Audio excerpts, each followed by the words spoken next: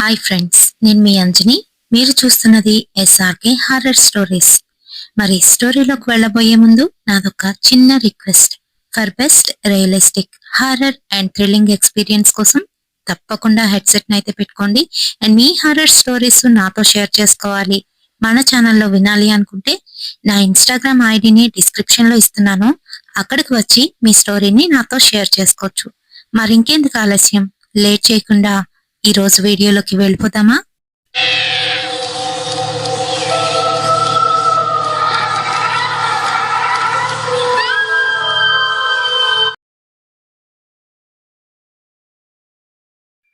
ప్రియా హ్యాపీగా వాళ్ళ అమ్మతో కలిసి మార్నింగ్ టిఫిన్ అయితే చేస్తుంది. అమ్మా, ఈ ఇల్లు బాగుంది కదూ? చాలా బాగుందమ్మా, నాకైతే బాగా నచ్చేసింది. మీ నాన్న ఇక్కడ లేనప్పుడు మనకెందుకు చెప్పు అంత పెద్ద ఇల్లు? నాకు ఆ పాతింట్లో ఉండి ఉండి చాలా ఇబ్బంది అయిపోయేది. పైగా పని మనిషి కూడా లేకపోవడంతో అంత పెద్ద ఇంటిని చేసుకోవడం కష్టం అయిపోయేది అని అంటుంది వాళ్ళమ్మ శారద. అంతేకాదు, ఆ కాలనీలో ఉన్న వాళ్ళందరికీ మన మీదే కళ్ళు అని అంటుంది ప్రియ. "ఉమ్, నాన్న బాగా సంపాదించి మనకి తెచ్చి పెడుతున్నారని, మనం ఇక్కడ ఎంజాయ్ చేస్తున్నామని అనుకుంటున్నారు వాళ్ళు. నాన్న దూరం అయ్యి నువ్వెంత బాధపడుతున్నావు, నేనెంత బాధపడుతున్నానో ఆలోచించరు. అంతేనమ్మా జనం, అంతే" అని అంటుంది. "అమ్మా, నాకు కాలేజీకి టైం అవుతుంది, నేను బయలుదేరుతాను, నువ్వు జాగ్రత్త" అని చెప్పి వెళ్ళిపోయింది ప్రియ. మరి వాళ్ళు అక్కడ కొత్తగానైతే ఇల్లు అద్దెకి తీసుకున్నారు. ఆ ఇల్లు చిన్నదే, వాళ్ళకిద్దరికి కూడా సరిపోతుంది. కానీ మంచిగా సోఫిస్టికేటెడ్ గానైతే ఉంటుంది. అయితే వాళ్ళ నాన్న దుబాయ్లోనైతే పని చేస్తున్నారు. వీళ్ళకి ఎటువంటి లోటు లేకుండానైతే చూసుకుంటున్నాడు. సంవత్సరానికి ఒక్కసారి రావడం కూడా గగనమే. మరి వాళ్ళమ్మ హౌస్ వైఫ్, ఇంట్లో ఉండి దాంతోనే తను ఇంటిని నెట్టుకు వస్తుంది. ఎవరిని కూడాను పైసా అప్పు అడగలేదు ఎప్పుడును. మరి అలానే తను పని అయితే చేసుకుంటుంది. ఈలోగా రూమ్లో నుంచి ఏవో శబ్దాలైతే వినబడుతున్నాయి.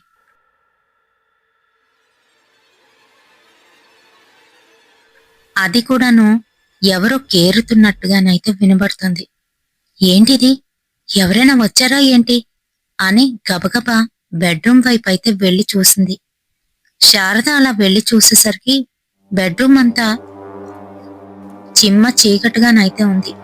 పైగా ప్రియ ఎక్కడవక్కడే వదిలేసి వెళ్ళిపోయింది. మంచం మీద తడి బట్టలు, టవలు, ఇంకా తను డ్రెస్సింగ్ టేబుల్ అయితే చెప్పనక్కర్లేదు, తను కోమ్ చేసుకొని అలానే పెట్టేసి వెళ్ళిపోయింది. విండోస్, కర్టెన్స్ కూడా ఓపెన్ చేయకుండా వెళ్ళిపోవడంతో అదంతా చిమ్మ చీకటిగా, పైగా స్మెల్ అయితే వస్తుంది. చిన్న ఇల్లు తీసుకున్నా దీని ఆగడాలు మటుకు ఆగట్లేదు. కనీసం ఇవి సర్దాలనే జ్ఞానం కూడా లేదు. ఎలా పడేసిందో అంటూ లైట్ ఆన్ చేసి అవన్నీ సర్ది పెట్టేసింది. మరి ఈవినింగ్ ప్రియ ఇంటికి రాగానే, "ప్రియా, ఇంట్లోని కాయగూరలు అవి లేవు. పైగా రేపు చికెన్ వండుతాను అన్నాను కదా, చికెన్ కూడా తెచ్చుకోవాలి. అలా వెళ్లేసి వద్దాం రావే" అంటూ బయటికైతే తీసుకువెళ్ళింది. వాళ్ళ ఇంటికి వచ్చేసరికి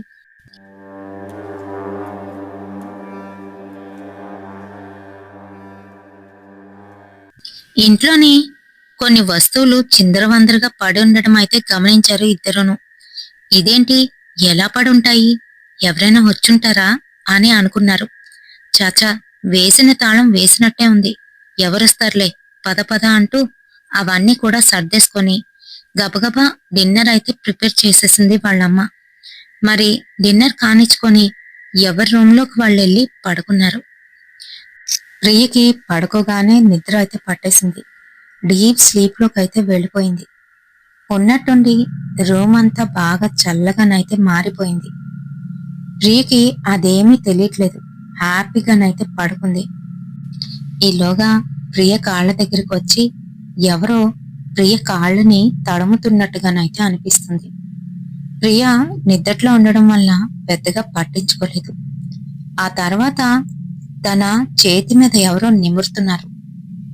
ఇంకా పూర్తిగాను నిద్రలో ఉన్న ప్రియ కొంచెంగానైతే మెలకు వచ్చిన కళ్ళిప్పకుండా అలానే పడుకొని ఉంది. అంతే మరి, తను ఎప్పుడైతే పక్కకి తిరిగిందో అక్కడున్న ఫ్యాన్ మీద ఒక నల్లటి ఆకారం ఎర్రటి కళ్ళతోని ప్రియ కాసి చూస్తోంది.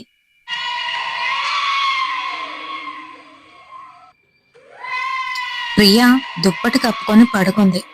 ఆ దుప్పటి దానంతట అదే మెల్లగా కిందకైతే జారుతోంది. ప్రియ మళ్ళీ అది పైకైతే లాగుతుంది. ఈలోగా మళ్ళీ ఎవరో దుప్పటి పట్టుకొని కిందకైతే లాగుతున్నారు. ప్రియ నైట్ డ్రెస్ అయితే వేసుకొని ఉంది.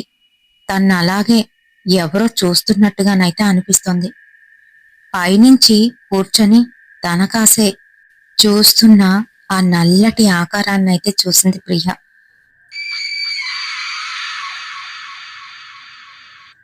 గట్టిగా అరిచి లేచి కూర్చుంది. అంతే, అక్కడ నల్లటి ఆకారం లేదు, ఏమీ లేదు. అదంతా తను కలకంది. చహ్, ఏంటిది ఇలాంటి కలొచ్చింది అని అనుకుంది. కాని ఆ కల మొత్తం తనకి నిజంగానే జరిగిందేమో అన్నట్టుగానైతే అనిపించింది. ఆ ఎక్స్పీరియన్స్ తను నిజంగా ఫేస్ చేసినట్టుగానే ఉంది. ఇంక తను భయపడిపోయింది. ఏంటిది ఇలా వచ్చింది అని అనుకుంది. ఇంక లేచి కాసేపైతే కూర్చుంది. అయినా కూడాను ఎవరో తన్ని చూస్తున్నట్టుగా, తన్నే అబ్జర్వ్ చేస్తున్నట్టుగా తనకొక ఫీలింగ్ ఇప్పటికీ కలుగుతుంది. 10 సార్లు పైకి ఫ్యాన్ వైపు అయితే చూస్తోంది. అక్కడ ఎవరైనా ఉన్నారా, లేదా నా భ్రమ, ఇదంతా నిజంగా కలేనా అని అనుకుంటుంది. ఈలోగా తన రూంలో ఉన్న కప్బోర్డు కొంచెంగానైతే తెరుచుకొని ఉంది. ఇదేంటి, రాత్రి కప్బోర్డ్ వేసే పడుకున్నానుగా, ఇప్పుడెలా అంటూ మెల్లగా కప్బోర్డ్ వైపు అయితే వెళ్తుంది.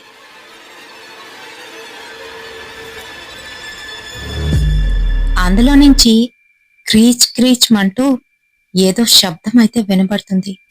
అది ఎలా అంటే, కబోర్డ్ని ఎవరో తన గోర్లతోని గీకుతూ ఉంటే ఎలా శబ్దం వస్తుందో అలా. మరి అది వినగానే ప్రియ భయపడిపోయింది. అమ్మో, అమ్మ దగ్గరికి వెళ్ళిపోవాలి, ఇక్కడ ఉండకూడదు అనుకుంటూనే తన అడుగులు మటుకు ఆ కబోర్డ్ వైపు అయితే వేస్తోంది. ఇంకీలోగా కబోర్డ్ దగ్గరికి వెళ్ళి టక్కని కబోర్డ్ అయితే ఓపెన్ చేసి చూసింది. కానీ అక్కడ ఎవ్వరూ లేరు. తుల్లి పడింది. ఇక్కడెవ్వరూ లేరు, నేనే అంత భ్రమపడుతున్నాను, నాలో నేనే భయపడుతున్నాను అని అనుకుంది. ఎందుకనంటే ప్రియకి రాత్రి సమయంలో ఏదైనా హర్రర్ మూవీ చూడటం బాగా అలవాటు. ఖచ్చితంగా తను పడుకునే ముందు హర్రర్ మూవీ అయితే చూస్తుంది. మరి వాళ్ళ అమ్మతో చెప్పినా తను ఇలానే అంటుంది. నువ్వు అవి చూడటం మానే అని అంటుందని ఏం మాట్లాడకుండా తనింకా స్నానానికి అయితే వెళ్ళిపోయింది. ఆ రోజు తన పనులన్నీ పూర్తి చేసుకొని మార్నింగే రెడీ అయితే అయిపోయింది. ఈలోగా తనకొక కాల్ అయితే వస్తుంది.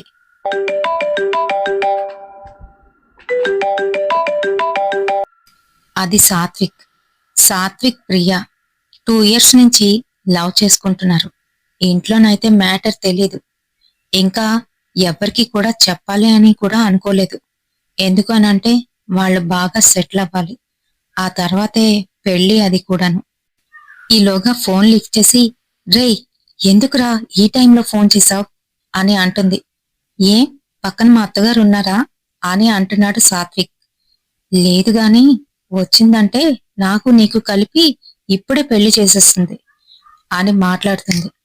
సర్లే గాని ఈరోజు కాలేజ్కి వెళ్ళొద్దు, బంక్ కొట్టి ఎక్కడికైనా బయటికి వెళ్దామా అని అడుగుతున్నాడు.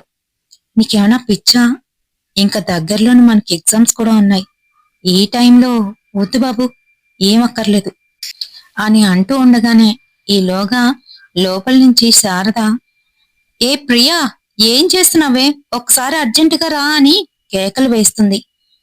ఇదిగో అమ్మ పిలుస్తుంది, నేను తర్వాత మాట్లాడతాను, ఉంటాను అని చెప్పబోతుంటే ప్రియా ప్లీజ్ బయటకు వెళ్దామని అటు నుంచి సాత్విక్ అయితే అంటున్నాడు. ఈలోగా వాళ్ళమ్మ కేకలు పెట్టేస్తుంది. అమ్మ ఎందుకు అర్జెంటుగా పిలుస్తుంది, నేను వెళ్తున్నా అంటూ కాల్ అయితే కట్ చేసేసింది. ఇంకీలోగా వంటగదిలోకి వెళ్ళేసరికి వాళ్ళమ్మ నైటే చికెన్ చక్కగాను రోస్ట్ చేసి ఫ్రిడ్జ్లోనైతే పెట్టింది. అది బాగానే ఉంది అప్పటికి. మరి బయటకు తీసి స్టవ్ మీద పెట్టేసరికి దాంట్లో ఏవో పురుగులైతే కనిపిస్తున్నాయి. చికెన్ అంత బాలేదు. పూర్తిగా పాడైపోయింది. ఇంత త్వరగా ఎలా పాడైపోతుంది? అసలు నైట్ తెచ్చి చక్కగా రోస్ట్ చేశానే. వాడు మన కళ్ళ ముందే కొట్టాడు. అయినా కూడా చూడు ఎలా పురుగులు పట్టేశాయో అని ప్రియకైతే చెప్తుంది. Oh no! సరే సరే, నేను క్యాంటీన్లో తినేస్తానులే. నువ్వేం కంగారు పడకు. అది పారేసేయ్, మళ్ళీ ఫ్రెష్గా తెచ్చుకొని చేసుకుందాం అని చెప్తుంది.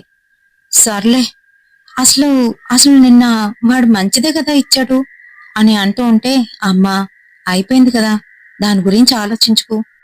నిన్న వాడు ఆ లైవ్ తీసినప్పుడే దానికి ఏదో ఇన్ఫెక్షన్ ఉండుంటుంది. అందుకనే ఇలా జరిగింది. నువ్వేం దాని గురించి ఆలోచించుకు. ఏం పర్వాలేదులే, అదంతా పారేసేయ్. చిచి, చూడు మరీ ఎంత దారుణంగా ఉందో. పారేసేయమ్మా అని చెప్తుంది. సరే సరే, నువ్వు జాగ్రత్త, కాలేజ్లోని క్యాంటీన్లో తినేసేయ్ అని చెప్తుంది వాళ్ళమ్మ. సరేనమ్మా అంటూ తను బయటికి వచ్చిందో లేదో వాళ్ళ ఇంట్లోకి ఒక తెల్లటి పిల్ల అయితే వచ్చేసింది. అది మియం మియం అని అరుచుకుంటూ తన దగ్గరికైతే వస్తుంది. అంతే, అది చూడగానే, హై, భలే ఉంది ఈ పిల్లి, ఎక్కడి నుంచి వచ్చిందో ఏంటో అంటూ దాన్ని పట్టుకొని నిమురుతూ, ఉండు నీకు పాలు తీసుకొచ్చి వేస్తాను అంటూ ఫ్రిడ్జ్ దగ్గరికి వెళ్లి పాలు కొన్ని తీసుకొచ్చి దానికైతే పెడుతుంది. సరిపోయింది, ఇదెక్కడి నుంచి వచ్చింది? ఈ పిల్లి ఈ పిల్లి ఎక్కడిది అని అడుగుతుంది వాళ్ళమ్మ. నాకు తెలీదమ్మా, నేను హాల్లోకి వచ్చేసరికి ఇది మెల్లగా వచ్చి ఇక్కడ అరుస్తుంది. అందుకనే చూసి దానికి పాలు వేస్తున్నానని చెప్తుంది. "హ్మ్, నువ్వు తాగవు గాని దానికి బాగానే వేస్తున్నావు పాలు. సరే సరే, కాలేజీకి టైం అవుతుందన్నావు, త్వరగా వెళ్ళు అని చెప్తుంది. సరేనమ్మా, దీన్ని జాగ్రత్తగా చూసుకో అంటూ తనైతే కాలేజీకి బయలుదేరిపోయింది.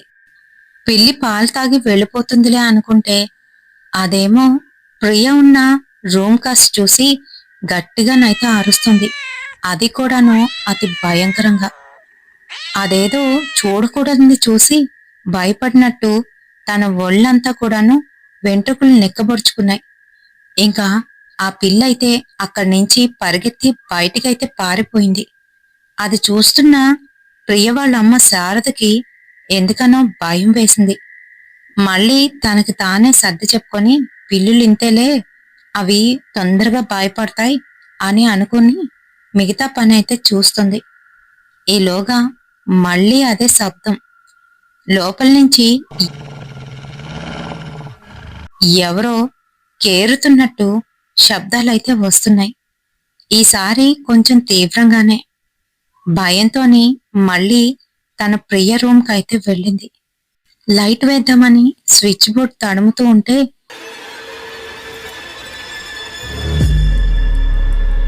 తన చేతికి మరొకరు చెయ్యి, అది కూడాను పెద్ద గోళ్లతోని పెచ్చులు పెచ్చులుగా ఊడిపోతే ఎలా ఉంటుందో అలాంటి చెయ్యి స్పర్శ అయితే తగిలింది. అంతే మరి.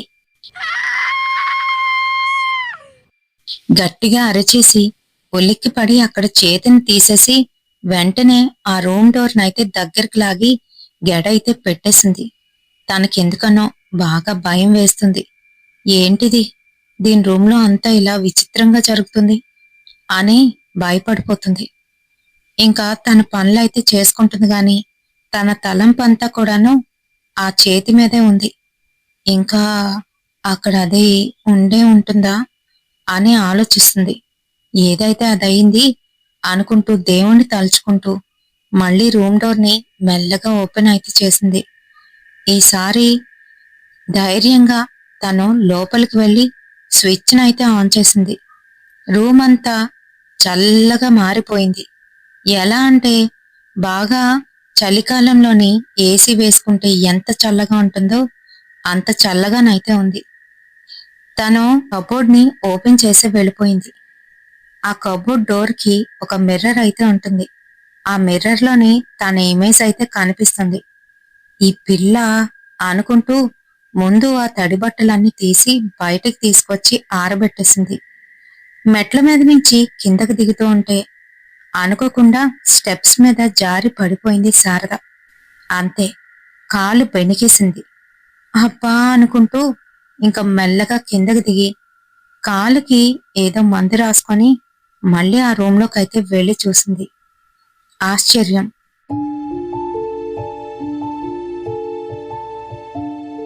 ఇందాకలో ఓపెన్ లో ఉన్న కబోర్డ్ డోరు క్లోజ్ అయ్యింది. ఇంకా అది చూసి నేనే వేశానేమో అని అనుకుంది. పైగా కాలు నొప్పి పెడుతూ ఉంటే ఆ కాలు నొప్పికి ఇంకా ఆలోచన ఏమీ రాలేదు. తను వెళ్లి ముందు రూంలోని సోఫాలోనైతే అలానే పడుకుంది. అయితే మరి మరోపక్క కాలేజ్కి వెళ్లిన ప్రియ ఆ రోజు కాలేజీ డుమ్మా కొట్టి తన బాయ్ ఫ్రెండ్ తో కలిసి బయటికైతే వెళ్ళింది. వాళ్ళిద్దరూ లాంగ్ డ్రైవ్ అని చెప్పి చాలా దూరం అయితే వెళ్ళిపోయారు. అదంతా కూడాను ఒక నిర్మానుష్యమైన ప్రదేశం.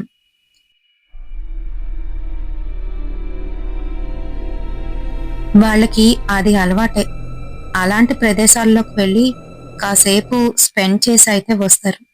మరి ఆ రోజు కూడా అలానే వాళ్ళు ఆ చెట్ల పొదల్లోకైతే వెళ్ళిపోయారు. ఏ, మరీ ఇంత లోపలికి తీసుకొస్తున్నావు అని అంటుంది. మరి లేకపోతే నువ్వసలా నాకెక్కడ చిక్కుతున్నావు? ఈ మధ్య మరీను మీ అమ్మ వచ్చింది, పక్కింటి బామ్మ వచ్చిందని ఏవో సాకులు చెప్పి ఫోన్ కూడా సరిగ్గా మాట్లాడట్లేదు. కాలేజ్లో మాట్లాడతామంటే నీ ఫ్రెండ్స్ తోకల్లా నీ వెనకాలే తిరుగుతారు. అందుకే మరి ఇంత దూరం తీసుకురావాల్సి వచ్చింది. ఆ, ఇక్కడ బాగుంది, రా కూర్చుందామని అక్కడైతే కూర్చున్నారు. కొంతసేపు ప్రియ బాగానే మాట్లాడింది కానీ తర్వాత నుంచి ప్రియకెందుకనో తనని ఎవరో అబ్జర్వ్ చేస్తున్నట్టు, దూరం నుంచి వాళ్ళిద్దరినీ గమనిస్తున్నట్టు అనిపించడం మొదలైంది. తన చుట్టూ అంతా 10 సార్లు చూస్తూ ఉంది. ఏంటి, నేను మాట్లాడుతుంటే నువ్వు అటేటో చూస్తున్నావు అని అడిగాడు. అదేం కాదు, మనల్ని ఎవరో చూస్తున్నట్టుగా అనిపిస్తుంది, అందుకనే అని అంటుంది. అవునా, ఉండు నేను చూస్తాను అంటూ లేచి నించున్నాడు. అంతా చూస్తున్నాడు. అక్కడ ఎవ్వరూ లేరు. ఏ, నువ్వు నేను తప్ప ఇంకిక్కడ ఎవ్వరు లేరే, చూడు అని అంటున్నాడు. ఏమో మరి, నాకెందుకనో మనల్ని ఎవరో దూరం నుంచి గమనిస్తున్నట్టుగా అనిపిస్తుంది అని మళ్ళీ ప్రియ అలా అనేసరికి, అయితే పద ఇక్కడి నుంచి వెళ్ళిపోదామని వాళ్ళిద్దరూ అక్కడి నుంచి అయితే లేచారు. మెల్లగా నడుస్తూ ఉంటే ప్రియా, నాకు నేచర్ కాల్ అని అంటూ తను పక్కకైతే వెళ్తున్నాడు. సరే సరే అని నవ్వుకుంటూ తను ముందుకి 2 అడుగులు వేసిందో లేదో ఎవరో దూరం నుంచి పరిగెత్తుకుంటూ తన దగ్గరకైతే వచ్చినట్టుగా అయ్యింది. తను షాక్ అయ్యి ఇటు అటు చూస్తుంది, కానీ ఎవ్వరూ లేరు. ఉన్నట్టుండి క్లైమేట్ అంతా కూడాను చాలా చల్లగానైతే మారిపోయింది. తనకి పొగమంచులాగైతే అనిపిస్తుంది. చుట్టూ ఏమీ కనిపించడం లేదు. ఇంకా సాత్విక్ ఇక్కడే కదా ఉన్నాడు అని చెప్పి తను సాత్విక్ కోసం అయితే చూస్తూ సాత్విక్ వెళ్ళిన వైపు అయితే వెళ్ళింది. కానీ అక్కడ ఇప్పుడు సాత్విక్ కనిపించడం లేదు. అంతే, భయపడిపోయింది. తనకి వాళ్ళు లోపలికి వచ్చిన దారి కూడా తెలీదు. బయటికి వెళ్ళాలంటే ఎలా వెళ్లాలో కూడా తెలీదు. భయంతోనే అరుస్తూ ఉంది. సాత్విక్, ఎక్కడున్నావు ఎక్కడున్నావు అనుకుంటూ పరిగెడుతుంది. ఆ ప్రదేశమంతా నిర్మానుష్యంగాను పెద్ద పెద్ద చెట్లతోని అంతా ఒకేలాగైతే కనిపిస్తుంది. అది చూస్తున్న ప్రియకి పిచ్చెక్కినట్టుగా అయ్యింది. సాత్విక్ సాత్విక్ అంటూ గట్టిగా అరుస్తూ అక్కడే కుప్పకూలిపోయింది. అంతే, వెనక నుంచి సాత్విక్ వచ్చి తన భుజం మీదైతే చేయి వేశాడు.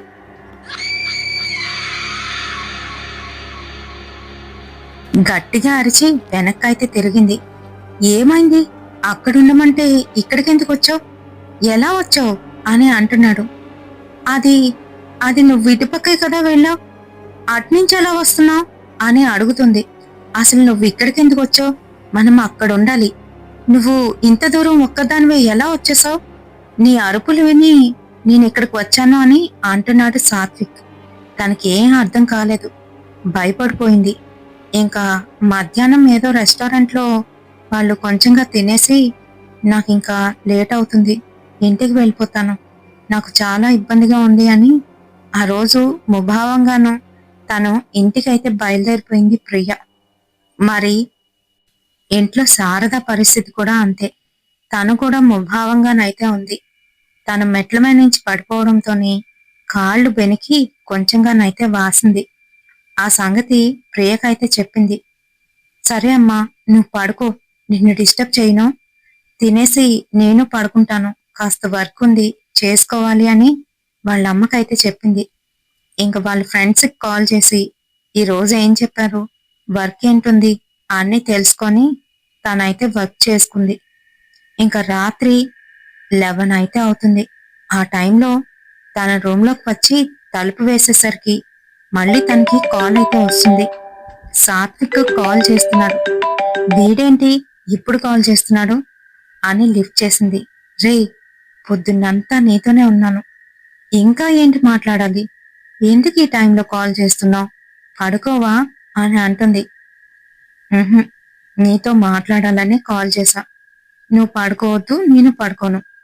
"ఉమ్, పొద్దున్నేంటి అలా మాట్లాడుతున్నావు, అసలు అసలు నువ్వు నాతో సరిగ్గా లేవు, ఏమవుతుంది నీకు, ఎందుకు ఈ రోజు అంత మూడీగా ఉన్నావు అని ఏవేవో అడుగుతున్నాడు. తను సమాధానం చెప్తుంది గాని తన వెనకాతల ఎవరో నించొని తన్నే చూస్తున్నట్టు మళ్ళీ ఒక ఫీలింగ్. అంతేకాదు, రూమ్ కూడా బాగా చల్లగానైతే మారిపోయింది. తనకి వెనక్కి తిరిగి చూడాలన్నా ఇప్పుడు భయం వేస్తుంది. మరోపక్క సాత్విక్ ఫోన్లోని రొమాంటిక్ గానైతే మాట్లాడుతున్నాడు. రే, నాకు ఇప్పుడు నీతో మాట్లాడాలనే మూడ్ కూడా లేదు, నాకు ఎందుకనో భయం వేస్తుంది, నా రూమ్లో నాకే భయంగా అనిపిస్తుంది అని మాట్లాడుతుంది. మార్నింగ్ కూడా విన్నాను, ఎందుకంత భయపడుతున్నావు, అసలు ఏమైంది, మీ మీ కొత్తింట్లో ఏమైనా ప్రాబ్లమా అని అడుగుతున్నాడు. అది అదైతే నేను చెప్పలేను కానీ ఎందుకనో ఎవరో నన్నే చూస్తున్నట్టు, నా దగ్గరికి వస్తున్నట్టు ఒక ఫీలింగ్ అయితే కలుగుతుందిరా, నాకెందుకనో భయంగా ఉంది అని చెప్తుంది. సరే సరే, తినేసావా అని అన్నాడు. తిన్నాను, ఇంకిప్పుడు పడుకుని పోవడమే అంటూ ఉంటే సరే అయితే గుడ్ నైట్ అని చెప్పి కాల్ కట్ చేశాడు. ఇంకా తను కూడా పడుకోవడానికైతే ప్రయత్నిస్తుంది. పడుకోగానే అదేంటో మత్తుగా నిద్ర మటుకు బాగానే పట్టేస్తుంది. ఆ తర్వాతే అప్పుడు 1:30 అయితే అవుతుంది. ఎవరో తన కాళ్ళనైతే పట్టుకున్నారు. మెల్లగా చేతులు పైకైతే వస్తున్నాయి. తను లేవడానికి ప్రయత్నిస్తుంది గాని లేవలేకపోతుంది. ఇప్పుడు ఆ నల్లటి ఆకారం తన మీద ఎక్కి కూర్చున్నట్టుగానైతే అయ్యింది. తనకి ఏం చెయ్యాలో తెలియటం లేదు. బాధతోనే ఏడుపు అయితే మొదలుపెట్టింది గాని బయటికి అరవలేకపోతుంది. ఒళ్ళంతా పట్టేసినట్టుగా అయిపోయింది. తన కనీసం చెయ్యి కూడా కదపలేకపోతుంది. తన కళ్ళలో నుంచి నీళ్లు వస్తున్నాయి. కళ్ళు అలానే మూసి ఉన్నాయి. శరీరం అంతా కూడాను తిమ్మిరి పట్టినట్టుగా అయిపోయి మొద్దుబారిపోయింది. తను అసలు లేవడానికి ఎంత ప్రయత్నిస్తున్నా కూడా తను ఏమీ చేయలేని పరిస్థితి. అలా కొంతసేపు అయ్యేసరికి తను పూర్తిగాను అన్కాన్షియస్ అయిపోయింది. తనకిప్పుడు ఏం జరుగుతుందో ఏమవుతుందో కూడా తెలీదు. అంతే, తెల్లవారయ్యింది. అప్పటికి 8:30 అయితే అవుతుంది. ప్రియ బయటికే రాలేదు. ఏమైంది పిల్లకి రోజు బయటికి కూడా రాలేదు అంటూ ప్రియా ప్రియా అంటూ గట్టిగానైతే పిలుస్తుంది వాళ్ళమ్మ. తలుపు కొడుతుంది. అయినా కూడా ప్రియ రూమ్లో నుంచి ఉలుకు పలుకు లేదు. వాళ్ళమ్మకి ఎందుకనో భయం వేసింది. తలుపును మళ్ళీ బాదుతూ ప్రియా తలుపు తీ అమ్మా అని గట్టిగానైతే అరుస్తుంది శారదమ్మ. అంతే, ప్రియ లేచి వచ్చి ఎడ అయితే తీసింది. ఏమైంది నీకు, ఈరోజు కాలేజీకి వెళ్ళవా, ఏమైంది నీకు, 8:30 అయిపోయింది, ఇంకా లేవలేదు, ఎప్పుడు రెడీ అవుతావు, ఎప్పుడు వెళ్తావు అని అంటూ ఉంటే తను మటుకు ఏం మాట్లాడకుండా వెళ్ళి మళ్ళీ మంచం మీదే కూర్చుంది. అటు తిరిగి కూర్చున్న ప్రియని, ఏమైంది నీకు? రూమ్ అంతా ఎలా ఉన్నిస్తావు? ముందు కట్టెలు తీ అంటూ తనే వెళ్లి కిటికీ ఓపెన్ చేసి కట్టెను అయితే తీసింది. అంతే, ప్రియ మళ్ళీ మంచం మీద పడుకుండిపోతుంది దుప్పటి కప్పుకొని. ఏమైంది తల్లి నీకు? జ్వరం ఏమైనా వచ్చిందా అంటూ దగ్గరికి వెళ్లి తన నుదుటి మీద అయితే చేయి పెట్టింది. తను కోపంగా చూసి పైకి లేచి కూర్చుంది. ఏమైంది నీకు? వెళ్ళి స్నానం చేసుకొనిరా, టిఫిన్ పెడతా అంటూ తను వంటగదిలోకి అయితే వెళ్ళిపోయింది. ఇంకా స్నానం చేసి వచ్చిన ప్రియకి టిఫిన్ అయితే పెట్టింది. టిఫిన్ తిని మొత్తం అంతా కక్కేసింది. తను అలా కక్కుతూ ఉంటే అందులోనేవో చిన్న చిన్న పురుగులు అయితే బయటపడ్డాయి. అది చూస్తున్న శారద భయపడిపోయింది. ఏమవుతుంది తల్లి నీకు అంటూ దగ్గరికి వస్తే తననైతే తోసేస్తుంది. తను మళ్ళీ అలానే వెళ్ళి పడుకుండిపోయింది. వాళ్ళ అమ్మకి అసలు ఏమీ అర్థం కావట్లేదు. ఎందుకు ఇలా అవుతుంది, ఈ ఇంట్లో ఏమైనా ఉందా అని భయపడుతుంది. అప్పటికి మధ్యాహ్నం 1:30 అయితే అవుతుంది. తన రూమ్లో నుంచి ఏవో చిన్నగా మాటలైతే వినబడుతున్నాయి. ఎవరో తన దగ్గరికి వస్తున్నట్టు, తను వద్దు, నా దగ్గరికి రావద్దు, వెళ్ళిపో వెళ్ళిపో అంటున్నట్టు. అంతేకాకుండా గోడ మీద ఎవరో గీరుతున్నట్టుగానైతే శబ్దాలు వినబడుతున్నాయి. తాను ఏడుస్తోంది. ఇంకా ఏడుపుకి భయంతోనే శారద లోపలికి వెళ్లి చూసేసరికి తన్ని తానే హట్ చేసుకుంటూ గోడ మీద తన గోళ్లు విరిగి రక్తం వచ్చే విధంగాను ఆ గోడ మీద గీరుతూ రక్తం అంతా అయిపోయి ప్రియ అయితే కనిపించింది. అంతే, శారద భయపడిపోయింది. ఏమైంది నీకు అంటూ గట్టిగా తన్ని పక్కకి లాక్కొచ్చి ఆ చేతులకి ఫస్ట్ ఎయిడ్ చేసి తన్ను పక్కన కూర్చోబెట్టింది. తనకి బుర్ర తిరిగిపోతుంది. చా, ఆ ఏరియాలోని చుట్టాలు ఉన్నారు, వాళ్ళు మమ్మల్ని ఇబ్బంది పెడుతున్నారని అనుకున్నాం గాని వాళ్ళు మాకు సహాయం చేస్తున్నారనే ఆలోచన కూడా మాకు లేకుండా పోయింది. ఇక్కడికి వచ్చి తప్పు చేశామేమో అని తనని తానే నిందించుకుంటూ బాధపడుతుంది. తనకేం చేయాలో పాలుపోవడం లేదు. సరే, ఇంకా సాయంత్రం 4 అయితే అవుతుంది. అలా గార్డెన్ వైపు అయితే వెళ్ళింది. ఈలోగా పక్కింటమ్మాయి ఆంటీ గారు అని పిలుస్తోంది. ఏంటమ్మా అని దగ్గరికి వెళ్తే, ఏమైంది, మధ్యాహ్నం అంతగా ఏడుపులు వినబడ్డాయి అని అడిగితే ఇంకా మొహమాటం లేకుండా వాళ్ళ ఇంట్లో జరిగిన విషయం మొత్తం చెప్పుకొచ్చింది. ఆంటీ గారు, మీరు ఈ ఇంట్లో దిగిన దగ్గర నుంచి నేను ఎన్నోసార్లు మీకు ఆ విషయం చెప్తామని చూశాను, కానీ మీరెప్పుడూ బయటికి రాలేదు. అసలు అసలు ఈ ఇంటి గురించి మీకు తెలుసా అని తనైతే ఇలా చెప్తుంది. ఈ ఇంట్లోని మీకన్నా ముందు చిన్నిళ్ళు కాబట్టి బ్యాచిలర్స్ కి అయితే అద్దెకిచ్చారు. 4 అబ్బాయిలు అయితే ఉండేవారు. వాళ్ళ పనేదో వాళ్ళు చూసుకునేవారు. ఇక్కడ ఫ్యామిలీస్ ఉన్నా కూడా ఎవరిని డిస్టర్బ్ చేయలేదు. కాకపోతే వాళ్ళు తిన్నంగా ఉండకుండా ఒక పెద్ద పొరపాటు అయితే చేశారు. అసలేం జరిగిందంటే అంటూ వాళ్ళ గురించి చెప్పడం మొదలుపెట్టింది. సురేష్, అవినాష్, నీరజ్, మోహన్, వీళ్ళు నలుగురు వేరే వేరే స్టేట్స్ నుంచి ఇక్కడికైతే వచ్చి చదువుకుంటున్నారు. అందులోని అందరికన్నా విభిన్నంగా మోహన్ అయితే ఉండేవాడు. వాడికి ప్రతిదీ కూడాను కొత్తగాను వింతగా చేద్దామని ఆసక్తి అయితే ఉండేది. వాడు చార్లీ చార్లీ అనే ఒక గేమ్ యూట్యూబ్ లోనైతే చూశాడు. ఆ గేమ్ ఆడి మనం ఎవరితోనైనా మాట్లాడొచ్చు అని చెప్పి చాలా బాగుంటుంది అని వాళ్ళ ఫ్రెండ్స్ ముగ్గురిని అయితే ఒప్పించాడు. అందులోని నీరజ్ కి చాలా భయం. వద్దురా అంటుంటే అందరినీ కూర్చోబెట్టి ఆట అయితే మొదలు పెట్టారు. మరి ఆ ఆటలోని ఒక పేపర్లో ఎస్ నో అని చెప్పి రాసి మధ్యలోని 2 పెన్సిళ్ళు ఒకదాని మీద ఒకటి సిలువ గుర్తులోనైతే పెడతారు. పెట్టిన తర్వాత చార్లీ, ఆర్ యు దేర్ అంటూ చార్లీనైతే పిలవాలి. అక్కడున్న ఒక పర్సను ఎవరో ఒకరు అదైతే చెయ్యాలి. అలా 4 సార్లు పిలిచేసరికి, అది కూడా అర్ధరాత్రి సమయంలో 4 వైపులా 4 క్యాండిల్స్ పెట్టి వాళ్ళైతే ఆ గేమ్ ని స్టార్ట్ చేశారు. మరి అనుకోకుండా ఆ పెన్సిల్ అయితే మూవ్ అయింది.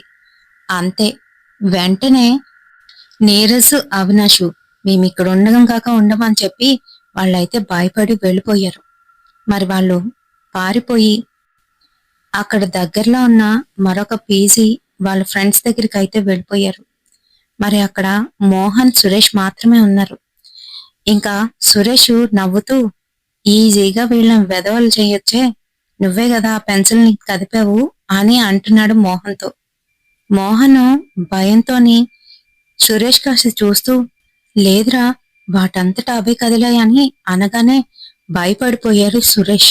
అక్కడి నుంచి లేచి పారిపోదాం అనుకునేసరికి ఆ పెన్సిల్ రెండు గాల్లోనైతే తేలుతున్నాయి ఇప్పుడు.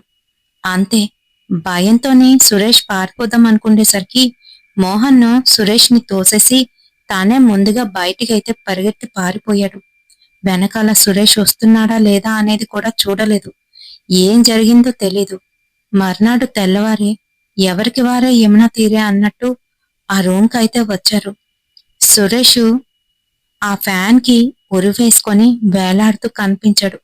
అంతేనాంటి, అప్పటినుంచి ఆ సురేష్ ఆత్మ ఆ ఇంట్లో ఉంటుందని అందరూ అనుకుంటారు అని తనైతే చెప్పింది. అంతే మరి, భయపడిపోయింది శారద. అమ్మా, ఈ సంగతి ముందే చెప్తే మేము ఈ ఇంట్లోకి దిగకపోదాం కదా. అయినా మా ఇంటి ఓనర్కి ఈ సంగతులేమీ తెలీదా? వాడిని అని అంటూ ఉంటే, ఆంటీ గారు, ముందు అదంతా కాదు, ముందు మీ అమ్మాయిని ఆ ఇంట్లో నుంచి బయటికి తీసుకురండి. నాకు తెలిసిన ఒక స్వామీజీ ఉన్నారు, అతని దగ్గరికి వెళ్దాము. అతను ఇలాంటివన్నీ కూడా చూస్తాడు అని చెప్తుంది. సరే సరే అంటూ గబగబా రెడీ అయ్యి తనకేమీ చెప్పకుండా బయటికి వెళ్ళాలి పదా అంటే, తను గట్టిగా అరుస్తూ మంచం మీద కూర్చొని, నువ్వు బయటికి పో, బయటికి పోతావా లేదా అంటూ గట్టి గట్టిగా అరుస్తుంది. తన బట్టలన్నీ కూడా చించేసుకుంటుంది. ఇంకా అది చూసిన శారద భయపడిపోయింది. పక్కింటి అమ్మాయిని సహాయం అడిగి మొత్తానికి ఏదో విధంగా తననైతే బయటికి తీసుకువచ్చారు. ఇంకా ఆటో ఎక్కించి ఆ స్వామీజీ గారి దగ్గరికి తీసుకువెళ్తే అతను ఒక ముగ్గులో కూర్చోబెట్టి ఏవో మంత్రాలైతే చదివాడు. అంతే, తన శరీరంలో నుంచి ఒక నల్లటి ఆకృతి బయటికైతే వచ్చింది. అదే సురేష్. ఆ సంగతి తెలియని ఆ మాంత్రికుడు సురేష్ నైతే ప్రశ్నిస్తున్నాడు. ఎవరు నువ్వు?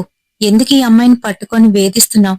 వదిలేసాయని మాట్లాడుతూ ఉంటే, నేను వచ్చింది వదలడానికి కాదు, నాతో పాటు తీసుకుపోవడానికి అని మాట్లాడుతున్నాడు. ఇంకా తాంత్రికుడు ఏవేవో పూజలు చేసినా కూడా లాభం లేకపోయింది. ఆ పూజలన్నీ కూడాను విఫలం అయిపోయాయి. ఎందుకు అనంటే, సురేష్ ని పట్టుకున్నది ఆషామాషి ఆత్మ కాదు, అది ఒక డిమోన్. మరి ఆ డిమోన్ తన కింద ఖైదు చేసి సురేష్ చేత ఇలా అయితే చేయిస్తుంది.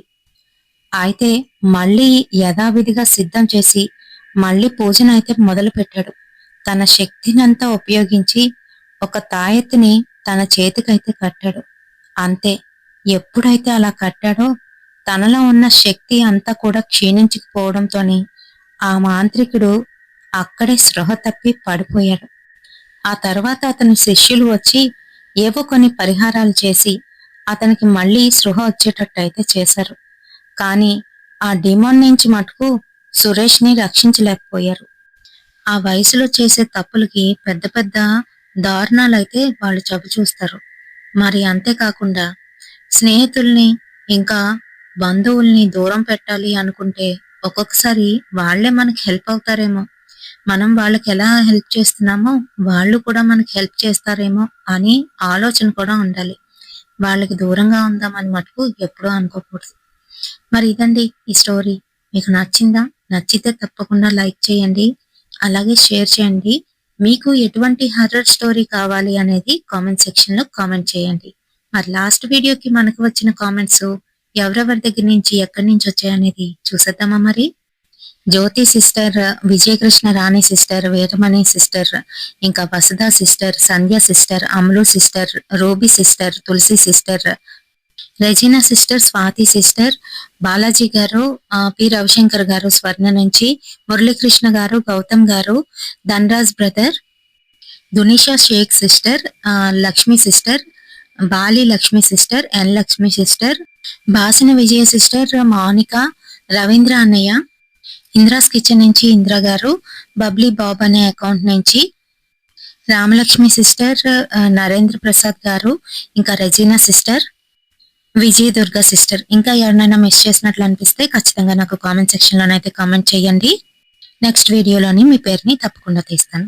మరి రేపటి సరికొత్త హారర్ ఇన్సిడెంట్ తోని మళ్ళీ మీ ముందుకైతే వచ్చేస్తాను. Until then bye.